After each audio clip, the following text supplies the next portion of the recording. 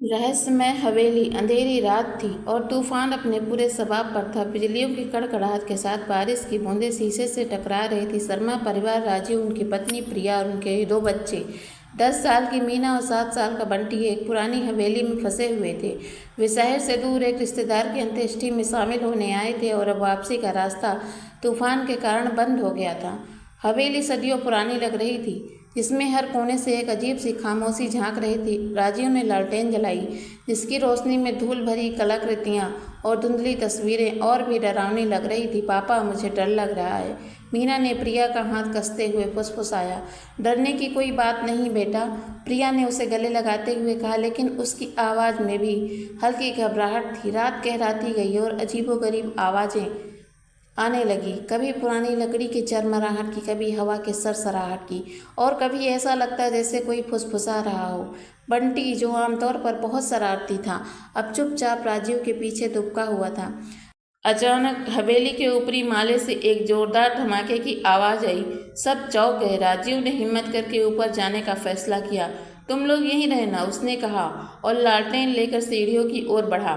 सीढ़ियाँ पुरानी और टूटी हुई थी, हर कदम पर चरमराहट की आवाज़ आती थी। ऊपर पहुंचकर राजीव ने देखा कि एक कमरा खुला हुआ था और अंदर से तेज हवा आ रही थी। उसने सावधानी से कमरे में झांका। कमरा बिल्कुल खाली था, सिवाय एक पुरानी अलमारी के जो एक तरफ झुकी हुई थी।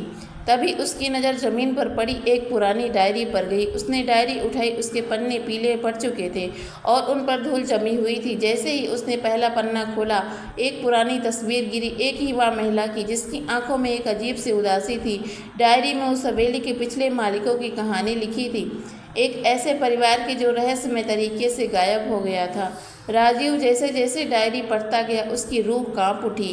डायरी में लिखा था कि परिवार का छोटा बेटा, जो बंटी की उम्र का था, एक दिन खेलते खेलते हवेली के तहखाने में गिर गया था। परिवार ने उसे बहुत ढूंढा, लेकिन वह कभी नहीं मिला। डायरी के अंतिम पन्ने पर लिखा था, वह यहीं है, यहीं कहीं हमें बुला रहा है। तभी नीचे से प्रिया की चीखने की आवाज़ आई। राजीव ने डायरी वहीं फेंकी और तेजी से सीढ़ियों से नीचे भागा।